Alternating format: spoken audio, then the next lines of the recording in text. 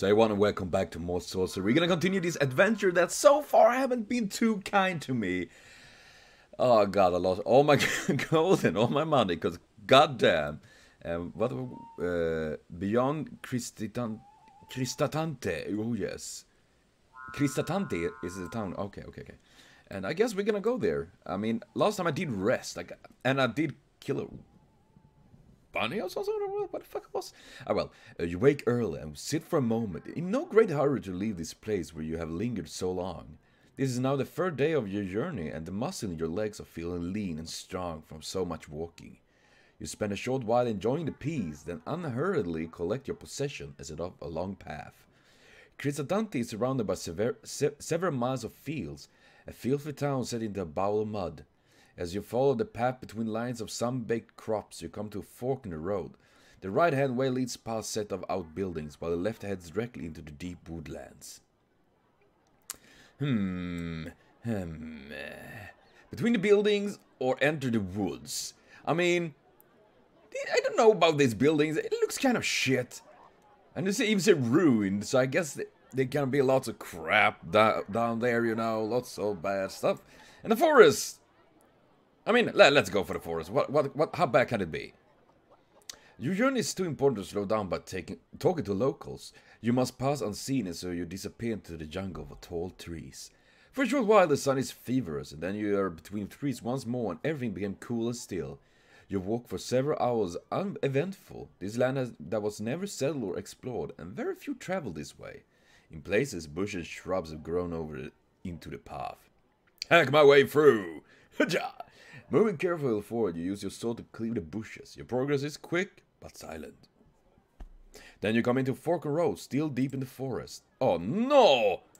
A fork! That is some weird cottage right there, and there's a Dumpus. Dumpus. Welcome to Dumpus. Oh shit, what a name. Yeah, the people there must be mad. Someone has thought to make a sign, perhaps as a guide, or perhaps as a warning. The way to the right is marked Dumpus. A left turn points to Aliana, a name you remember for what the man in the Cristana told you. Neither way seem to be they better trod. You have to choose. I don't remember. He probably said something nice about Aliana. So let's go to Aliana and visit her a little bit. How bad can it be?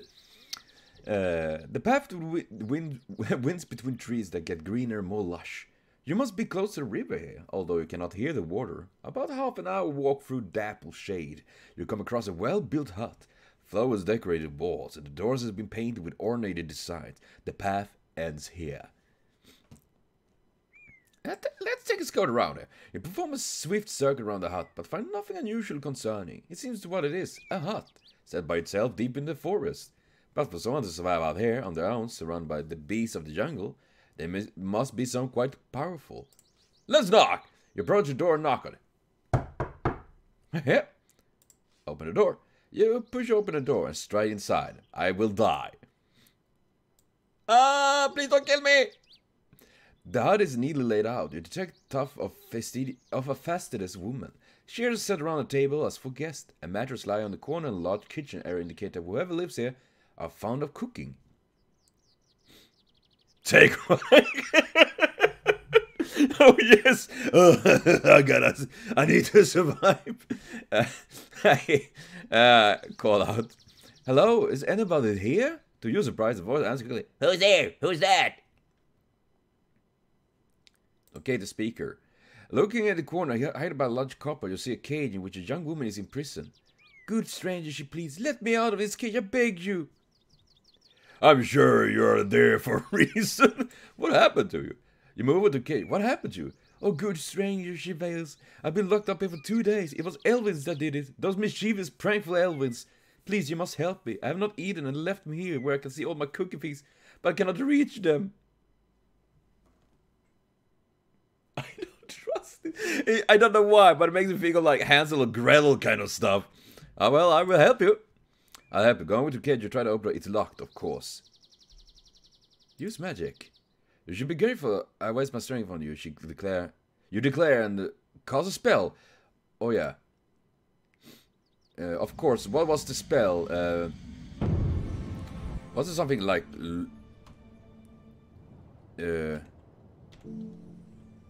Okay, I need to check my spell book. Where's my spells book? Spell book. Ah, here we go. Enable creature make time. I don't think wall sap. Foof. Create physical barrier. Law. Cause spell on intelligent doom. Woke. When cause big. Dope. Ah, dope. Okay, dope.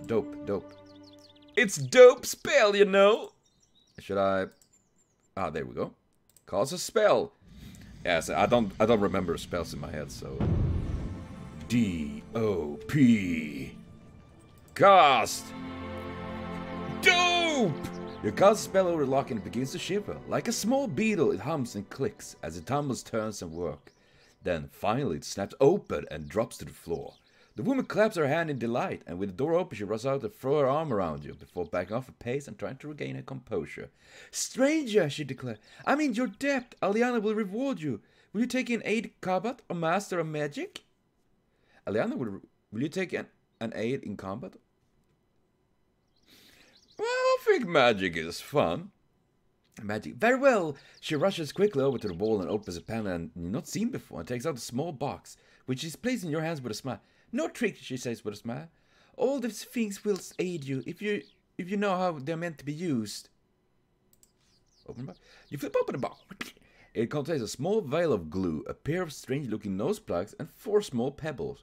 You pocket them and give back the empty box. The lady has been freed. It seems like there's nothing much more to keep you here from your quest. Take my leave. I must be on my way, you tell her. I have many more miles to cover today. She nods. Of course, please, before you go. And she holds something out. It's a small bag of gold coins. Ah. But then again, I need the gold.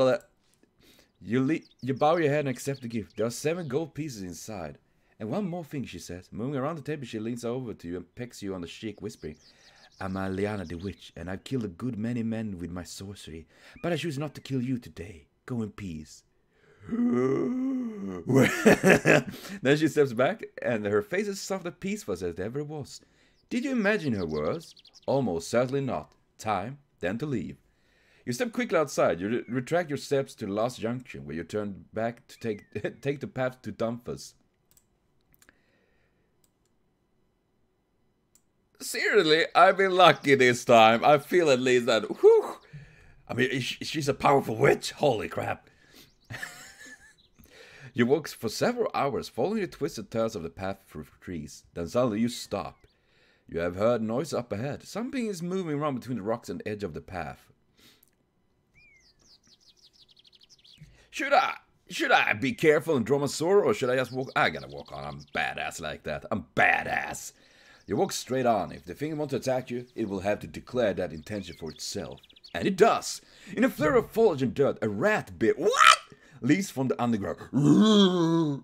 How does a rat bear sound? I don't barely know how a rat is squeak. Squeak! It is so much closer than you thought. Its sleek black fur allows it to hide in the shadow until it's almost upon you. Should I fight it, cast a spell, or attempt to creep around?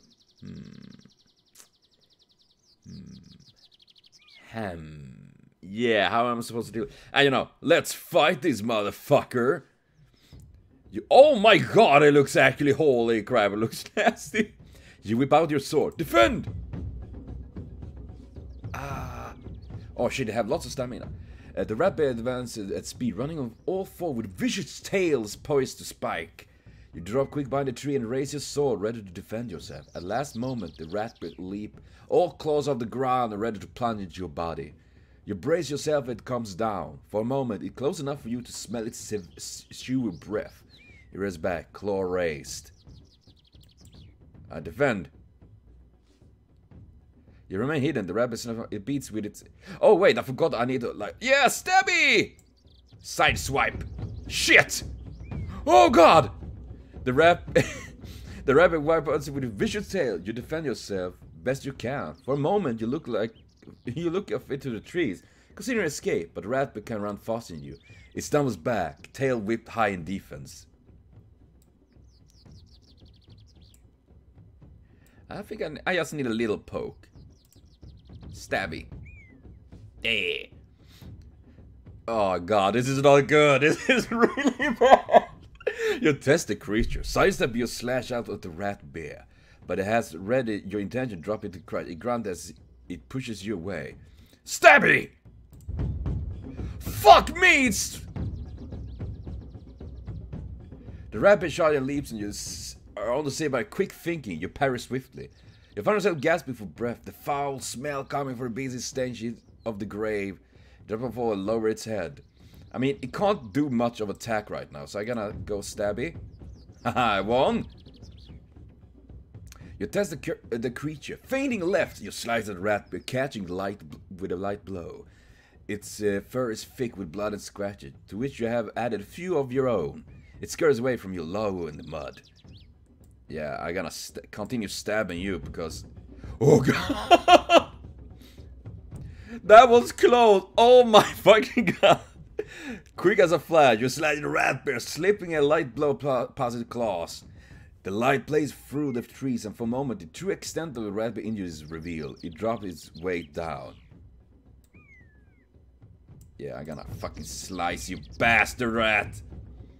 Sidestep me, you slash at the rat bear, catching its passing cut. The rat bear screeching in a human howl, and you take a heart. It has almost fallen. Yeah, fuck this, I gotta fucking super stab you.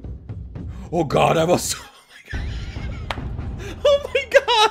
I thought I did that! If I did it... Oh god! Holy crap! Rushing forward, you shot at the rat bear. Then your soul slips between the creature's ribs and drive into its putrid heart. The rat bear squeezes and falls to the ground face down in the mud. With the beast dead on the path, you're free to move onwards. My god, oh seriously. Oh, I mean, if I didn't take full blow attack there, it would attack me and I would have died. Oh, damn. The path winds a few more times around the gigantic trees, thousands of years old, and then emerge onto a sudden plain as the forest has been scooped away by a gigantic hand. Ooh. A river trickles thinly between short grass, and by its banks stands a tiny village. I guess I should enter the village because I need rations and I need to fucking rest. Nah. Today has been punishing, but with a decent meal and a night's sleep, your next day will start auspiciously. So you begin to gently climb down into the village.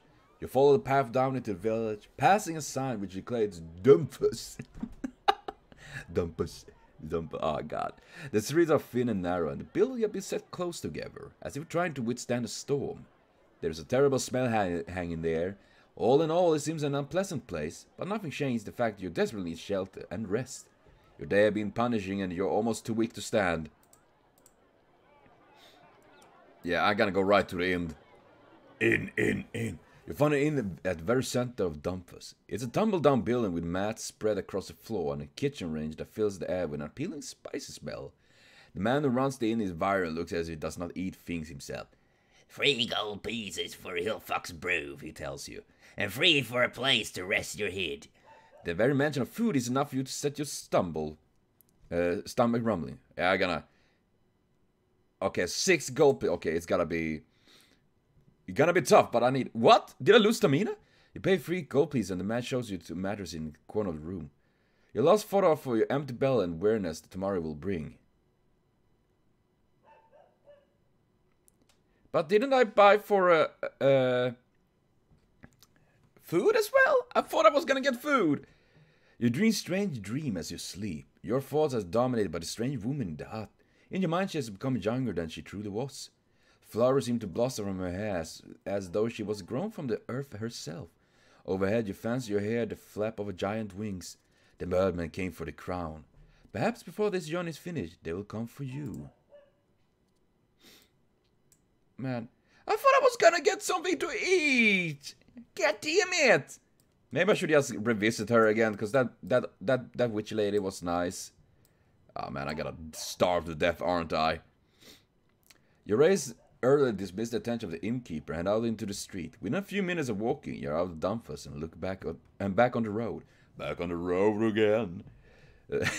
Country road, take me home. After another hour or so, the way branches, with one path heading up into the hills and the other turning downhill and along one side of barren stone ridges. I mean, it seems to be a settlement there, so I guess the wise option would go there. But, you know, I'm not wise. I'm going downhill. Because downhill is easier to go than uphills when you're tired. I know that as a fact. You follow a meandering path around the side of a hill for most of the morning. It's difficult to see the way ahead through all the tree lines, but you trust the curse, and eventually the path bursts onto a narrow stone ledge, high above the valley floor. The ledge leads left and right. There's no way forward. Look left. Look left, you can see that narrow ledge is formed by splitting off the rock that leads all the way down to the misty valley floor. If there is a path up the other side, it's not clear from here. Look to the right! Look right, you're taken aback. As of the mist that fills the valley as is impossible, wide bridge looms into view, as if they had only now fallen into places. It is made out of planks and thick ropes, and it's suspended from this peak to peak on the other side. Who could have built such a marvel, and how long ago? Look at the bridge. You take a moment more staring at the bridge. It's formed a delicate curve across the valley, swaying very slightly in the wandering wind. But the more you look at it, the more it seems too perfect. Could this bridge possibly exist? Or is it a mere illusion to trick the incautious traveler? Then it's time to move on. Getting your feet once more, you take a moment to find your balance before moving on. One slip here, and you will fall a long way down. Should I trust that bridge? I mean, I don't really do that. I feel like that bridge is funky. But then again, if I go down here... Ooh, there are caves. There are mines. Mines of Mordor. I'm definitely gonna go down here. Into the valley. The bridge seems untrustworthy. Should anything happen while you were halfway across there would be no escape but the last, most final kind. Better to walk. You make your way along the stone ledge. The angle is steep and it's hard going not to stumble. At the valley floor is a dried up river covered in worn stones honed by water that is now long gone. Small caves open up in rock nearby with rusted machinery abandoned outside. There was mining here once, but it must have been a long time ago. A wide track leads up the far slope. Investigate the mine! I'm gonna do that! I gotta fucking do this! You approach the mine entrance. A wet wind greets you from the depths. The mine shaft must lead somewhere, but it's pitch dark. There are no torches and you don't have light of your own. Fuck that, I gotta go inside anyways. You strike further until the wet rock is above you and the air falls suddenly cold and still. Your breath echoes. The tight, dark place often fearsome and thought the rock walls there were carved with axes. There is still something wild and harrowing about this place. Your feet crunch on the gravel floor. I mean, I want to cast a spell, but didn't I have a light spell of some sort? Jig... that is big. Oh, I have this spell. But it will cause the glue to become super sticky. The deuce lock. How? That doesn't really help me. I mean, I think I should have... because when plus gets it turns into invisible metal shield, but... Okay, that's pretty cool. I mean, I think I should be able to have a nice light spell of some sort. Or shouldn't I? Why wouldn't I have that? I have all these massive super spells, but no light spell. Reduce movement, dud. Create illusion of treasure. Then you play cost from most magic. A potent create... okay, that doesn't really help. Wait. Requires... Oh, most cost with small witch will then explode. Ah, so see, I got nice stuff from the witch lady. Fall. That is a weird little troll. Fog. Requires nose plugs. This causes fear to be lost. Oh, cool. Tell. Sap. Okay, I don't... Man, there are seriously so many spells here. Holy crap. But I don't know why. In all record history, it's been caused only once by powerful necromancer from Forbin. The necromancer now were found, but we... What? Sid. I don't know why. I want to throw that. I want to throw that spell. I just want to throw this. Oh shit. You go a little further into the dark, feeling... I was supposed to click a spell! Feeling your way along left wall. Then you hear something, a deep, resounding growl. The wall shakes. There's a scrap of claws and stone and another noise, like fluttering, beating sails. As though sheep fought against a gale. Something is rushing towards you. You turn around, but you cannot move your legs quickly enough. Sharp gallant gash at your back and you fall. What's my fate?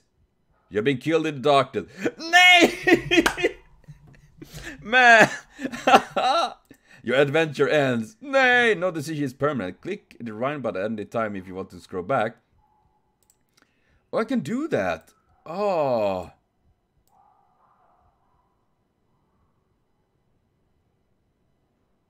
Oh, serious? My god, this is really...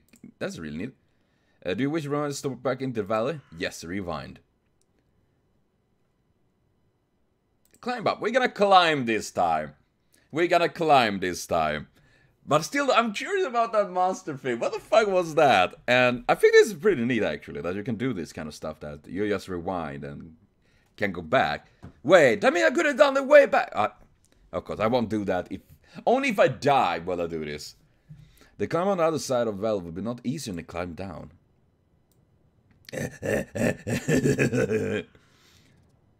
Your breath is short and your heart is hammering as you pause halfway up the valley slope. A small wooden hut is opposite, set a little way back from the path. Approach the hut.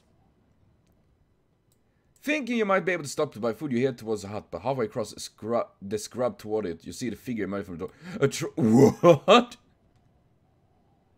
Maybe he's a friend. I'm not gonna be a judgmental piece of shit. I'm gonna form my own opinion about this, Mr. Troll. Maybe it's a nice troll. You move forward. The troll is not afraid to let it see you, and you see it raising its enormous sword above its head and roaring.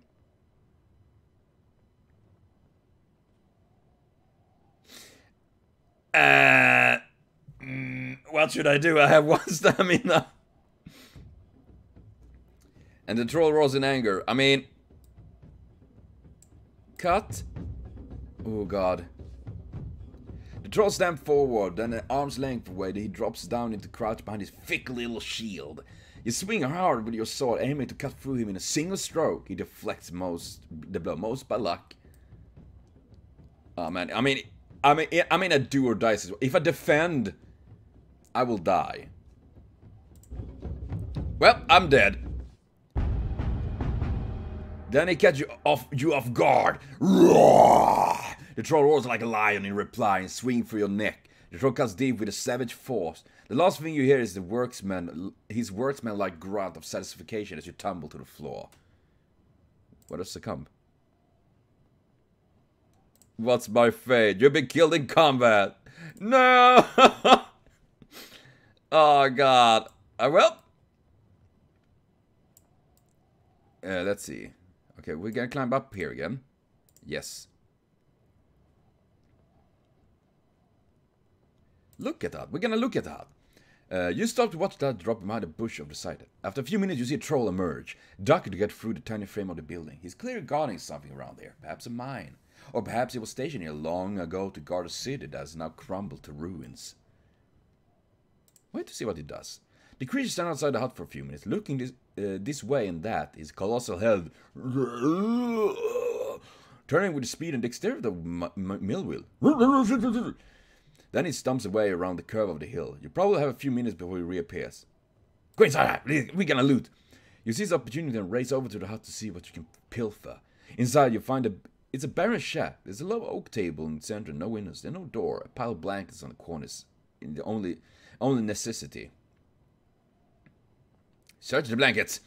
You lift the corner of the blanket and tip off your sword, and hidden away you found 3 gold pieces, most likely the troll's pay of the entire year. Take money. You take a quick drop the blanket bag you found them. The creature will be back any moment. You should go. Should I? I mean, look. I also want to look at the table. The stains of the table tore sharp as his blade. Skin is rabbit from pot to sleeps. It's certainly strong enough. 4 wide trunks, legs supporting. Look under the table. You peer under the table but find nothing but this scrap rabbit bones and fur from the troll's meal. Send a shadow falls. The troll has returned, roaring with anger. Ah, fuck! Ah, goddammit. I'm far from. Ah! My greed got the best of me. I'm so sorry. Okay, we're gonna go with a mighty swing. Okay, please die. Nay, he got me. I succumb again. What's my fate? Holy.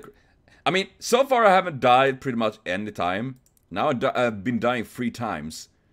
Look at. Okay, I'm gonna go in there and get the gold coins. That's what I'm gonna do. Wait to see what it does. Go inside the hut.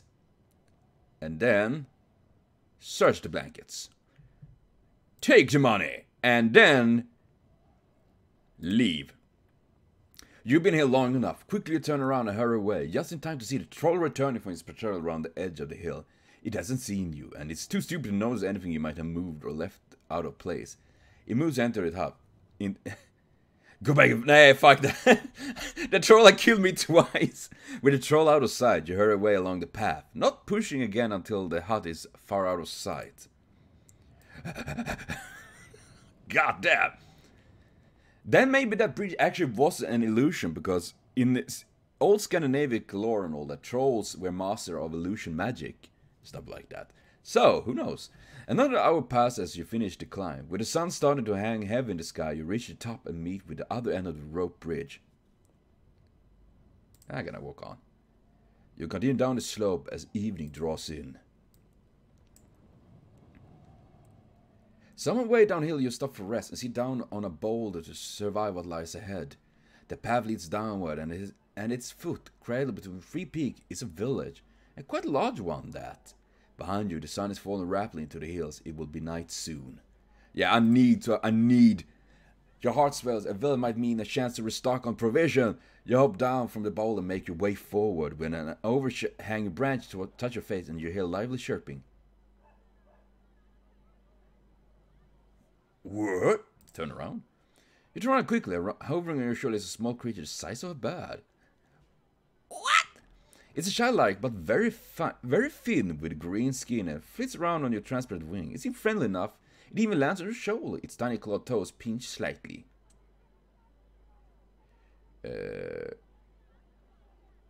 Talk to it?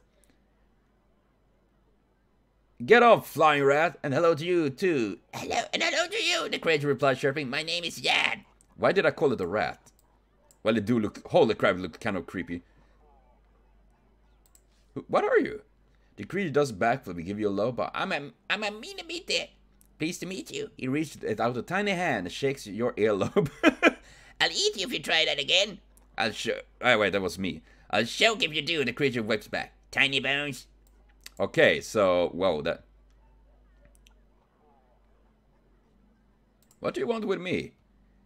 See that village? The creature replies. Last time I tried to go through, they told me I wasn't welcome, so I wouldn't mind some protection. The creature started hopping up and down.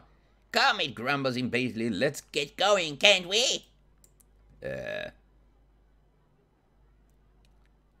what do I get?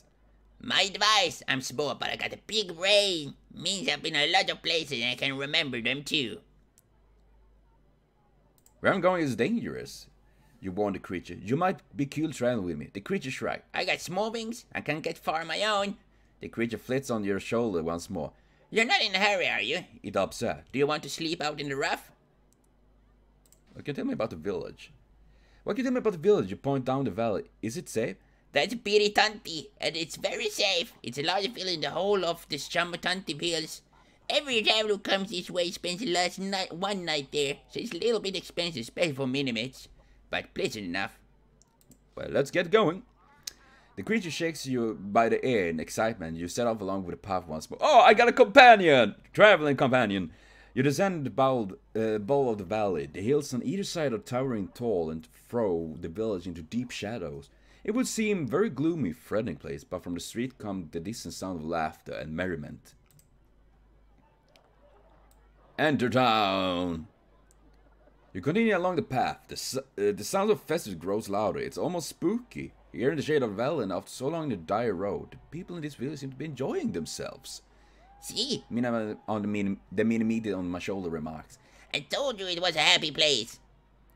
Jan, what's going on? What's going on here? Are they bewitched? Jan shakes his head. No, if there was magic, believe me, I know. This is a festival of the young.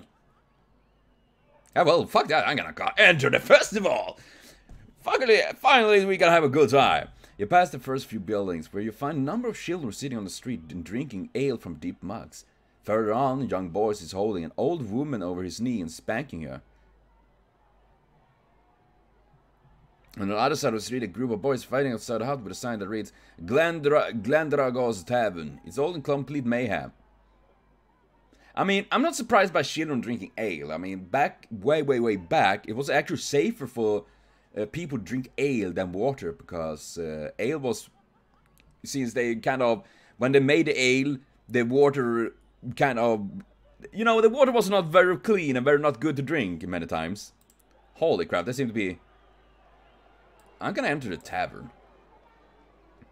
Behind the bar, a thick-set man is wiping mugs down with an old ray. "Greetings, stranger," he called. "I'm Glendrago. Can I help you?" "How much is ale?" "You must be right first to be a shop front," he remarks. "2 gold pieces and as fine as the town." "Well, it's only the ale in town. I make sure of that." Alright. You put 2 gold pieces down on the countertop, and Glendrago pulls your mug of beer. It's warm, frothy, and deeply refreshing. Glendrago smells. "You look like you've been on the road for a while." "You have no idea," you reply. "Glendrago knows." I'm gonna go explore a bit more. You shake your head. "I'm not so thirsty." Glendrago shrugs. "You know where to find me when you dry out." I am curious. But, well, I'm gonna continue with this next time. So thank you for watching. See you later on. Have a continue super great day.